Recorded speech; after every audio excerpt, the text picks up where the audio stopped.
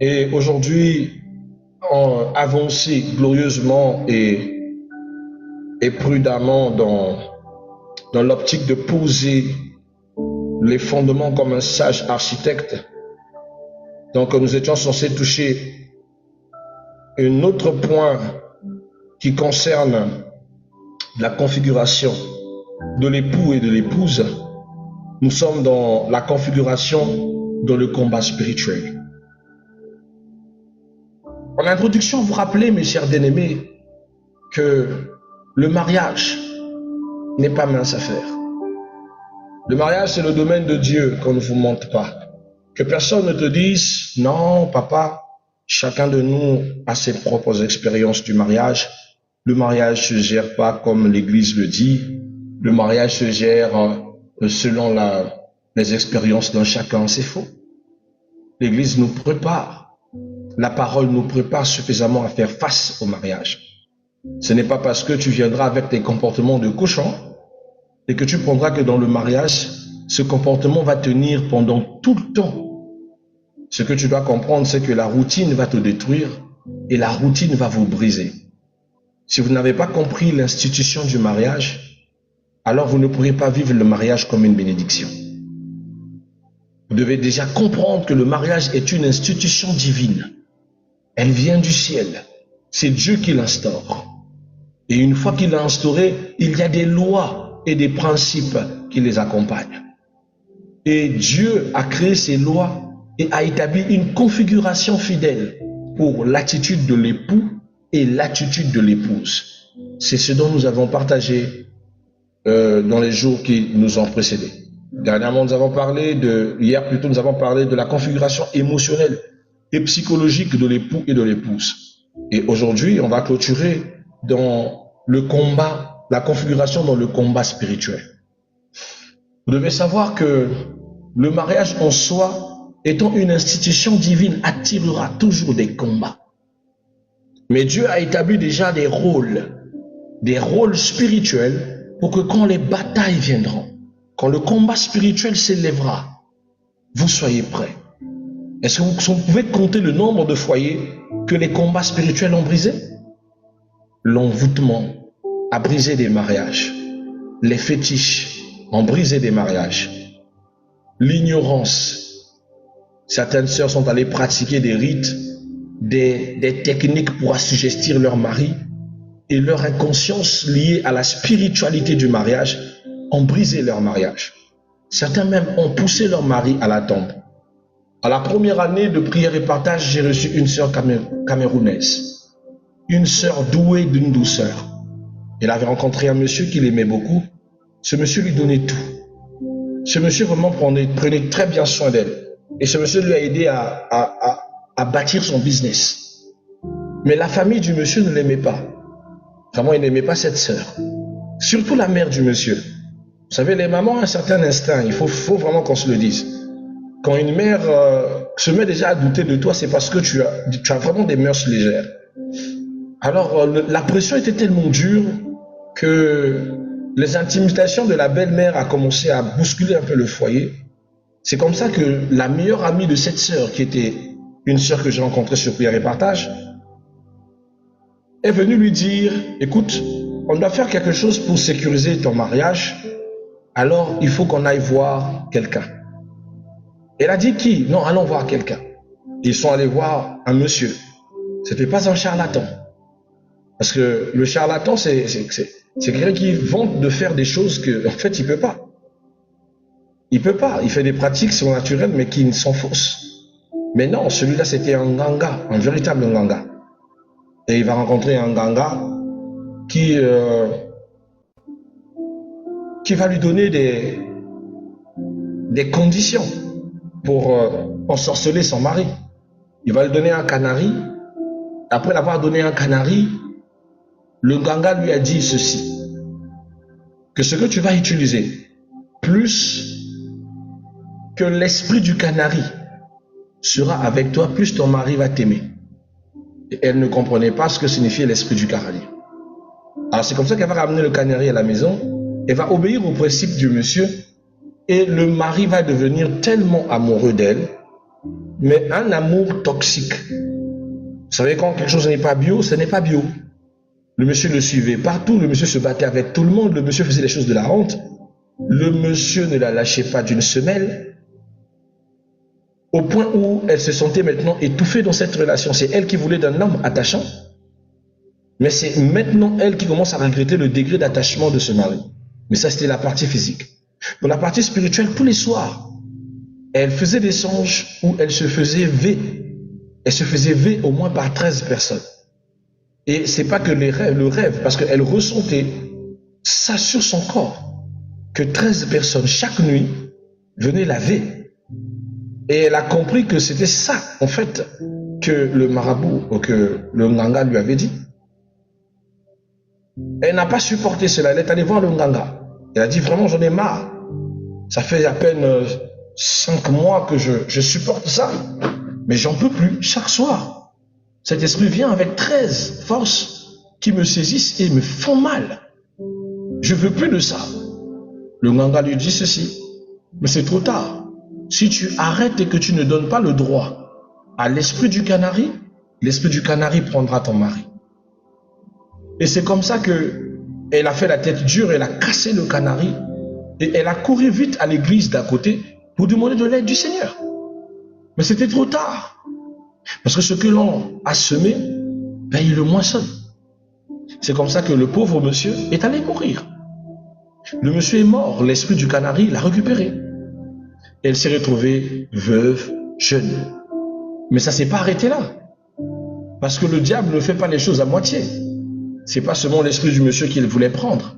Il lui a laissé ce qu'on appelle par la veuve noire. C'est quoi la veuve noire? La veuve noire, c'est une araignée. Et cette araignée tue ses partenaires. Et dans nos traditions africaines, lorsque une femme a su avoir une mauvaise conduite, ou lorsqu'on veut détruire la vie d'une femme veuve, on lui donne cette malédiction. Une malédiction où tous les hommes qui la connaîtra mourront. Et c'est comme ça que, après ce monsieur qui était décédé, elle a rencontré un jeune homme bien qui l'aimait aussi. Et dès qu'ils se sont mariés avec le monsieur, 3 mois plus tard, le monsieur est décédé. Elle a encore rencontré un autre monsieur. Ils se sont mis en couple ensemble. Ils ont commencé à vivre 5 mois de couple. Le monsieur est décédé. Et là, elle a compris que là, il y a un problème. Le problème était issu du fait même de l'action, de l'acte qu'elle avait commise. Est-ce que vous voyez comment est-ce que le combat spirituel peut détruire une vie, peut casser le mariage? Le spiritisme dans le mariage peut coûter la vie à votre partenaire. Donc ne prenez pas à la légère ces choses, mes bien-aimés.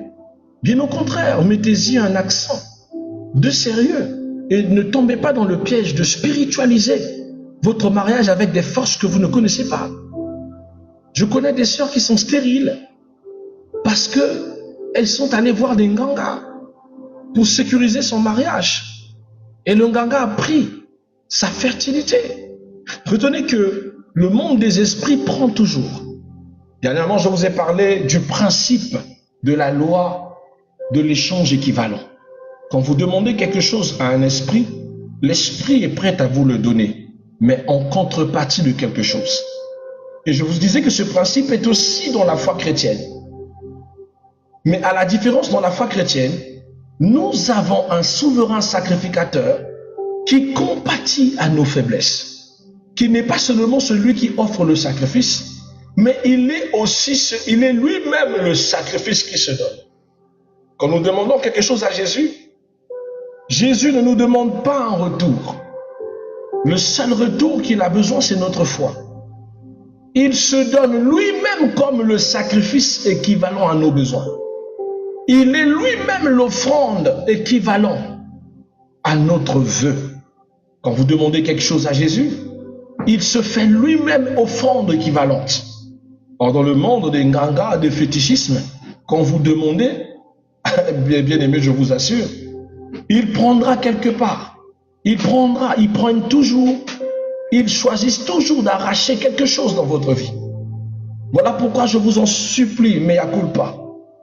Ne laissez pas et n'associez pas ces forces avec vos vies personnelles. Qu'on ne vous montre pas, non, nous aussi les Africains, on a nos ruses. Je vous parle avec expérience.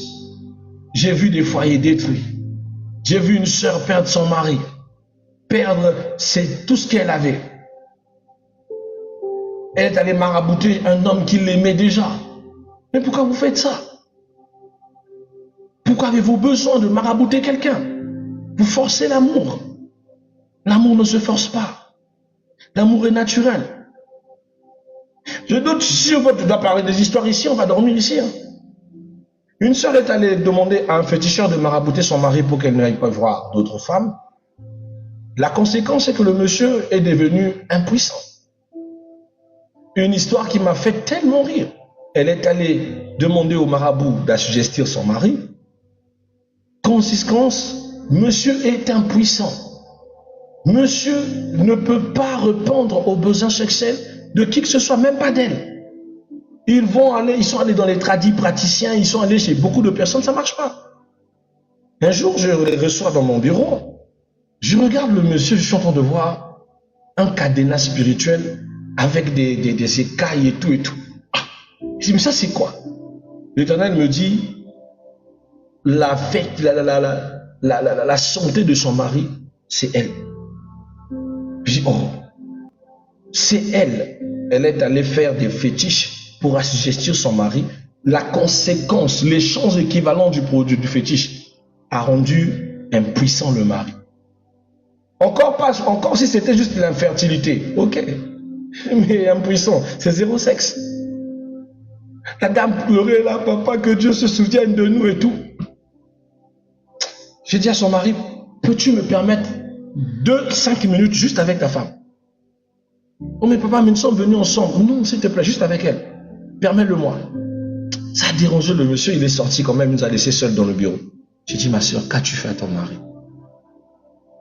Oh, moi, fais pas des sombres avec moi. Moi, j'ai pas ce temps-là. Où tu sors, tu vas gérer votre affaire avec ton mari là-bas.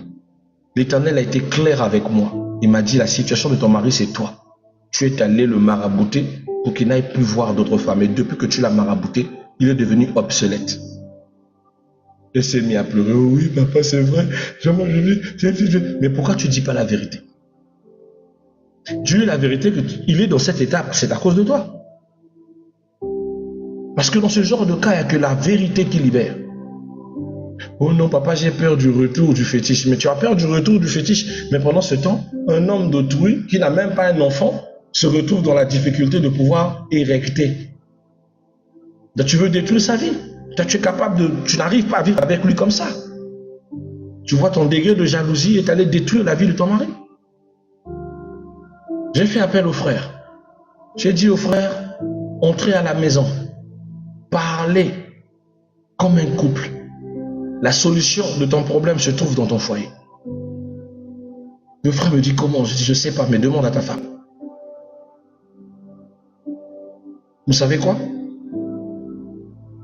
Vous savez quoi? Cette sœur a préféré se taire. Jusqu'à aujourd'hui. Hein.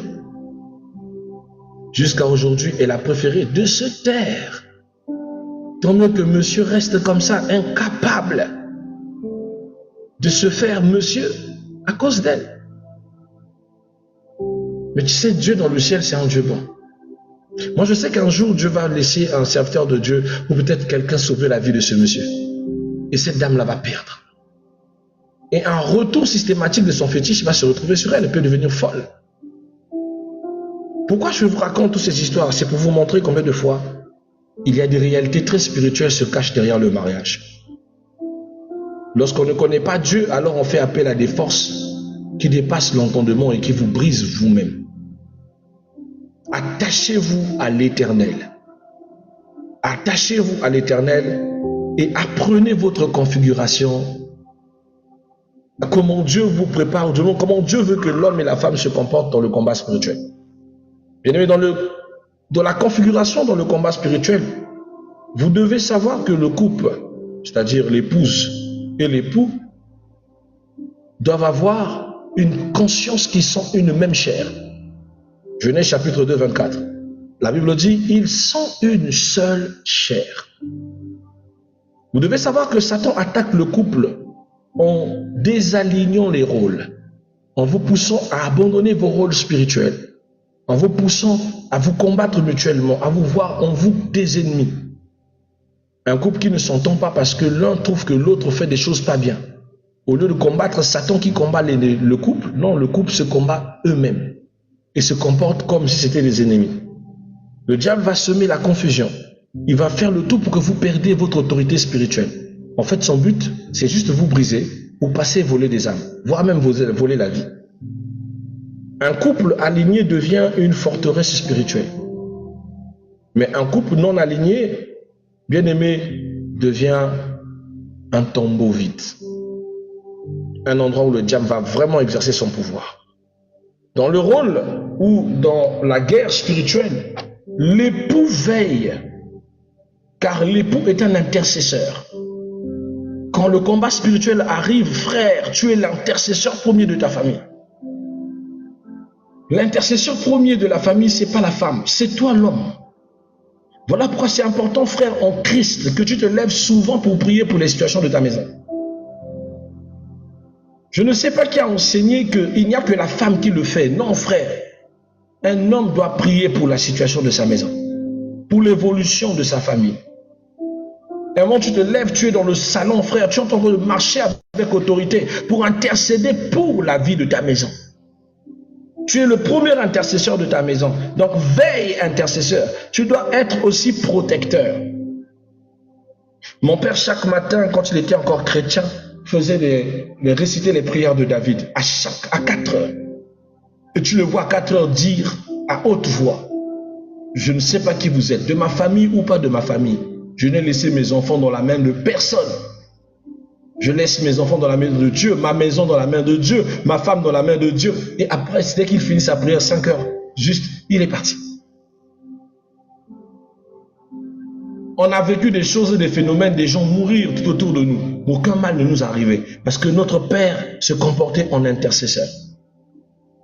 Priez pour votre famille. Le mal rentre dans ta famille. Tu es en train de perdre des enfants. Tu es en train de vivre des phénomènes bizarres. Des grossesses qui n'arrivent pas à ses termes.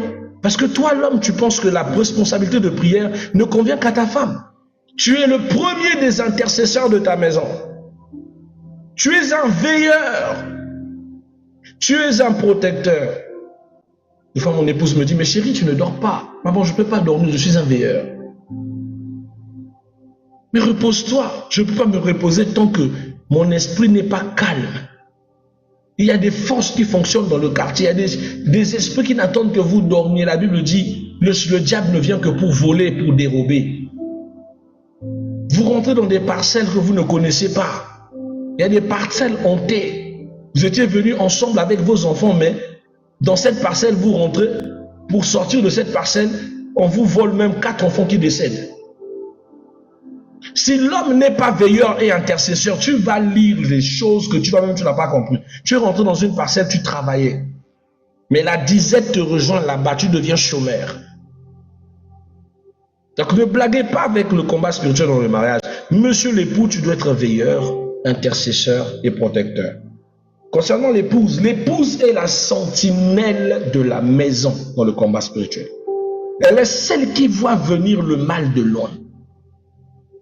Elle est celle qu'on appelle par Ézéchiel 33:3. Elle voit le mal de loin. Elle est censée avertir. Chérie, il y a des combats qui commencent. Chérie, je sens qu'il y a des batailles pas bien, on doit se lever en prière. Je l'ai dit, je le redis, en matière de spiritualité, Dieu n'a pas fait l'homme plus spirituel que la femme. Dieu a fait ce que les femmes soient plus spirituelles et plus sensibles aux esprits que l'homme. Mais je m'étonne souvent quand je suis face à des sœurs dont la spiritualité est très petite comme ça. Maman, tu ne connais pas ta force. Il y a des hommes spirituels, mais Dieu a fait la femme très sensible aux esprits. Et si tu sais que c'est une grâce que Dieu t'a donnée, tu dois savoir que Dieu t'a établi sentinelle de ta maison. Tu es la deuxième intercesseuse de la maison. Et tu es la stabilisatrice de la maison. La stabilité du foyer ne dépend pas du mari, elle dépend toujours de sa femme. L'homme ne bâtit rien, l'homme ne construit rien. Ce n'est pas l'homme qui porte un enfant dans son ventre pendant 9 mois pour le façonner. L'homme ne peut pas façonner. Une femme peut prendre un homme vilain. Un homme vilain. Je le dis, c'est vrai. Et les vrais sont avec moi. Mais juste un entretien 3 mois. Non, non, non, non. Tu vas comprendre que c'est pas que le frère n'était vilain, mais en fait, le frère manquait d'amour et d'attention. Le frère avait besoin de rencontrer une femme capable de le modeler. Il y a des femmes, frères, quand ils quittent ta vie,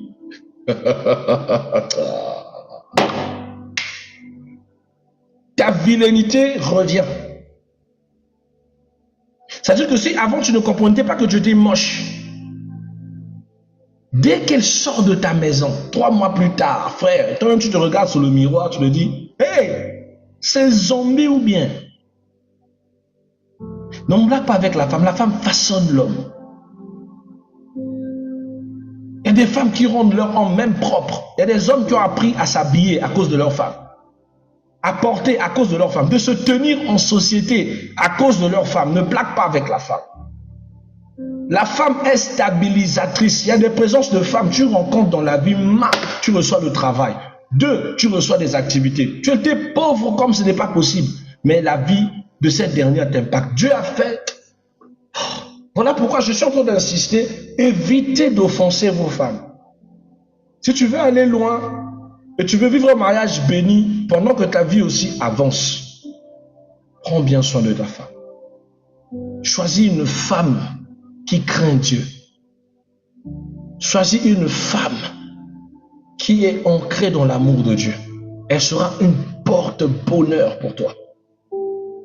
C'est quelqu'un qui va tellement te disposer. Toi-même, quand tu regardes les anciennes apparences que tu avais, qui ne pouvaient même pas attirer des partenaires, qui ne pouvaient même pas attirer des gens pour te dire, est-ce qu'on peut travailler ensemble? Mais depuis que tu as rencontré cette sœur, la sœur a tellement changé ta forme, même changé ta silhouette.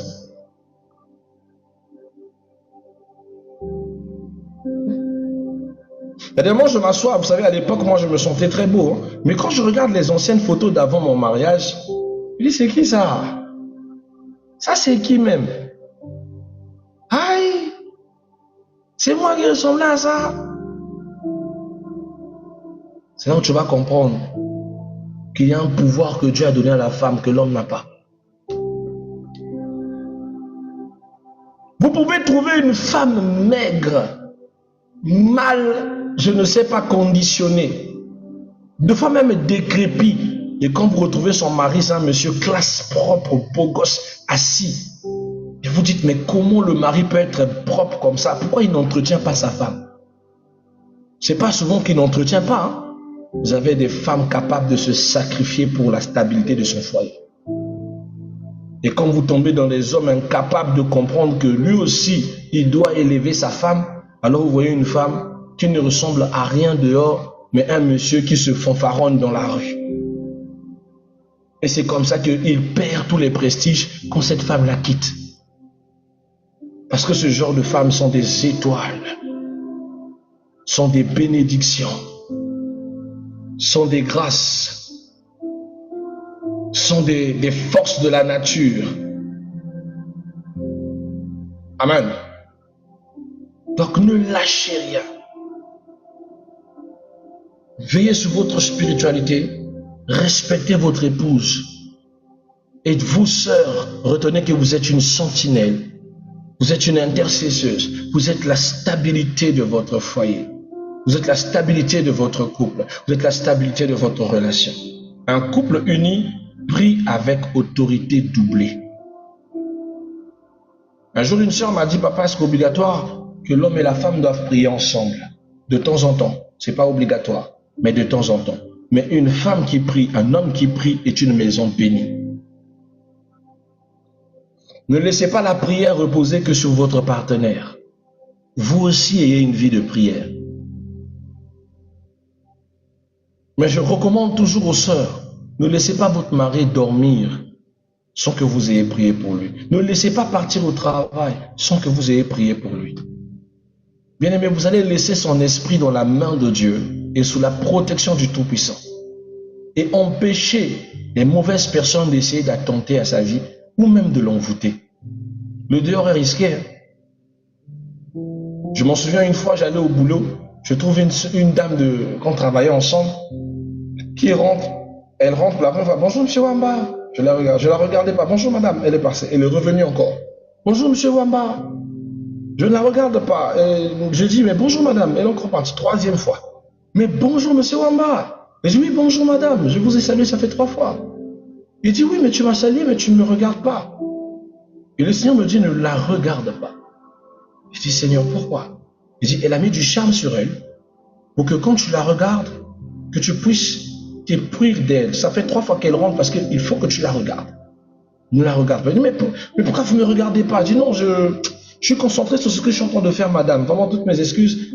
Il me dit, oui, mais regarde-moi au moins 2 minutes. Je dis, non. Moi, je ne suis pas du genre à regarder, à relooker la femme des gens. Oh non, je ne suis pas la femme des gens, mais oui, moi, je suis le monsieur de quelqu'un. Autant que monsieur de quelqu'un, je ne relook pas la femme de quelqu'un. Oh, monsieur Wamba, vous êtes un peu trop dur, hein, pardonnez-moi. Pardonnez-moi. Au service, en plein travail, quelqu'un qui essaye de vous envoûter. Priez pour vos maris qui vont au travail. Monsieur le mari, ayez l'habitude aussi de prier pour votre femme. Ça ne coûte rien. Combattez ensemble. Le dehors est risqué. Hein? Le dehors est risqué. Il y a des gens qui sont prêts à tout. Si elle dit qu'elle va casser ton foyer spirituellement, elle va casser ton foyer. Elle va acheter quelque chose là-bas, elle a acheté. Après, elle dit non, monsieur Wamba, vraiment bonjour. J'ai acheté sinon vous achetez le pain à l'omelette là-bas. J'ai pris mon déjeuner. Bon, j'ai vu que vous n'êtes pas sorti du bureau. J'ai pensé à vous acheter le pain omelette, pain, œuf et tout. Le pain sent tellement bon, mais retiens dans ton esprit que ce n'est pas un pain simple. C'est un pain qu'elle a ajouté quelque chose, ou si tu manges, tu es foutu mon frère. Toi-même, tu ne vas pas comprendre le pourquoi tu commences à ressentir des désirs envers cette sœur, pourquoi tu commences à avoir envie de la regarder, pourquoi tu commences à te sentir stimulé, jusqu'à ce que tu vas sortir avec elle. Or, tu ne sais pas que tu as été envoûté. Priez pour vos maris quand ils sortent de la maison. Priez pour votre femme quand même vous le laissez à la maison. Ça vous empêchera aussi de retrouver que tu l'as laissée en bonne humeur, tu la retrouves avec une humeur saccadée. Le combat spirituel dans le couple, c'est tous les deux. Vous êtes une équipe, ne laissez pas quelqu'un d'autre prendre le sursis de ce combat. Amen. Alléluia. Alors, quelle est donc la configuration selon le modèle de Christ l'Église? Vous devez savoir que Christ a aimé jusqu'au sacrifice. Et l'Église répond par la soumission, parce que Christ est le prototype de l'homme et l'Église est le prototype de la femme, de l'époux. Donc l'homme doit aimer jusqu'au sacrifice. La femme doit répondre à l'amour de son mari par la soumission. On n'a pas dit à la méchanceté de son mari, mais à l'amour de son mari. Bien aimé, la condition de la soumission, c'est l'amour. Oh my God. Je répète, la condition de la soumission à son mari, c'est l'amour. Quand l'amour manifeste, quand l'homme manifeste l'amour sacrificiel, l'amour du, c'est-à-dire qu'il se donne. La réponse à l'amour de l'homme, c'est la soumission. L'homme protège, la femme fait confiance. L'homme nourrit, la femme porte du fruit. L'homme donne la vision et la femme l'accomplit. Parce que l'homme n'accomplit pas la vision. La vision du couple, du foyer s'accomplit à cause de la femme vertueuse. Je dis, la femme bâtit tout dans l'esprit comme dans le physique. J'ai dit à mon épouse, on va se marier cette année. Je n'avais pas l'argent. Moi-même, je vois que je n'ai à peine que 3 500 francs en poche. 4 4000 et quelques dans mon mobile money. Mais elle me dit, et moi je lui dis qu'on va se marier, Dieu me l'a dit. Et elle me regarde, elle me dit, gloire à Dieu, elle était tellement contente qu'elle a célébré Dieu. Vous savez, elle célèbre Dieu, moi j'ai envie de lui rappeler, mais toi tu sais pas comment, je n'ai que 3500 francs. Hein. Dieu nous dit on va se marier cette année avec quoi? Avec les dents. Et pourtant c'est moi le pasteur. Mais c'est moi-même qui doute encore. Aïe, avec les dents quoi. Mais elle dansait pour l'Éternel. Elle a célébré Dieu sans avoir vu la promesse.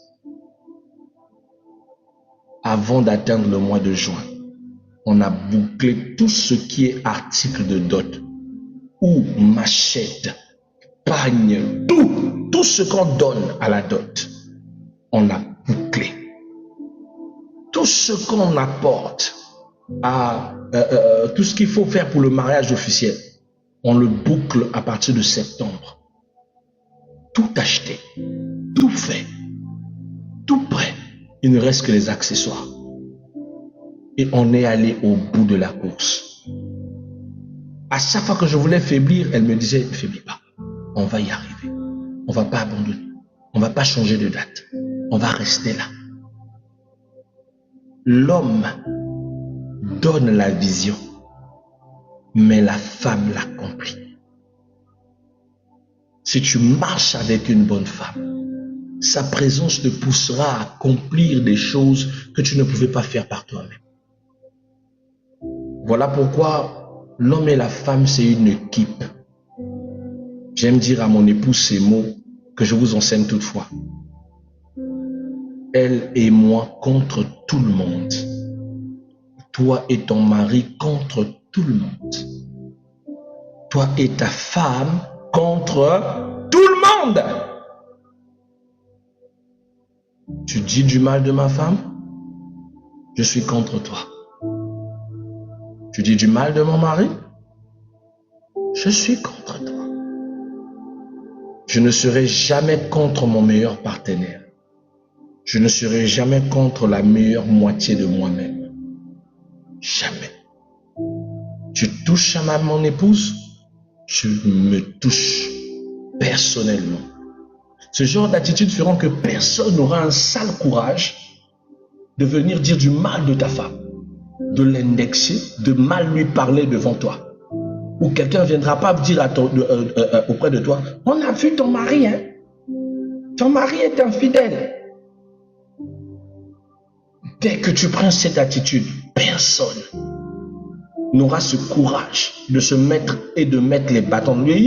Les deux là, on n'essaye pas. Si tu essayes de toucher à un, tu as touché à tous les deux. Ils vont te détester. Ils vont se comporter avec toi d'une manière que tu ne vas même pas t'attendre qu'ils pouvaient le faire. N'essaye même pas de dire du mal. N'essaye même pas d'entrer entre eux. Vous êtes la meilleure des teams. Mais ne laissez personne entrer dans votre milieu. Ce n'est pas toi et elle et ses parents contre tout le monde. Non, toi et ta femme. Toi et ton mari. You and me. Et cela contre tout le monde. D'accord? Allez, soyez bénis mes bien-aimés, je vous aime bien. C'était prière et partage. C'était notre petit enseignement de clôture tout autour de notre thème qui était la configuration de l'époux et de l'épouse. Je voudrais dire en définitive, vous savez, le désordre conjugal ne vient pas du manque d'amour, mais souvent du mauvais alignement des configurations. Quand l'époux et l'épouse fonctionnent selon le modèle biblique, c'est-à-dire la paix s'installe, la prière devient puissante, la famille devient un hôtel et la destinée se déploie, elle se développe. Mais ceci, elles doivent être selon le modèle de la Bible. Donc posez-vous la question de savoir, sommes-nous calibrés, sommes-nous configurés selon le modèle de la parole ou nos modèles sociétaires? Parce que beaucoup de gens font des choses comme chez les gens. Tu vois une femme qui te dit, tu vois pas le mari de la voisine? Le mari de la voisine de temps en temps prend sa femme, ils sortent ensemble. Le mari de la voisine de temps en temps, il prend sa femme, ils vont aller, je ne sais pas faire quoi là-bas, mais ils sont souvent ensemble. Toi, tu es toujours avec moi, soit à la maison, soit à l'église, soit à ceci, soit à cela, soit à là. On n'est pas souvent. Tu peux pas copier chez les autres. Le mari de la voisine trompe sa femme. Donc, ton mari aussi doit te tromper. Le mari de la voisine a acheté une maison pour sa tisa. Donc, il faut aussi que lui aussi il achète une maison à sa tisa. Madame qui copie tout. Quand tu veux te correspondre, on va bien se correspondre avec toi. Hein? On va faire comme l'autre. Ne prends pas que les bons côtés du mari de ça, de la voisine. Deux fois la compensation, c'est ça, il lui emmène un peu faire, je ne sais, des petits achats pendant ce temps qu'il construit un château à sa tisa. N'enviez pas des vies que vous ne pouvez pas gérer. D'accord? Ne voyez pas l'herbe verte que chez le voisin. C'est de la fausse image. L'herbe est toujours verte chez les autres, mais en fait, c'est faux. Si tu veux le mari, c'est-à-dire le genre de ce que le mari de l'autre fait, il faut aussi accepter les bêtises qu'il fait dans l'ombre.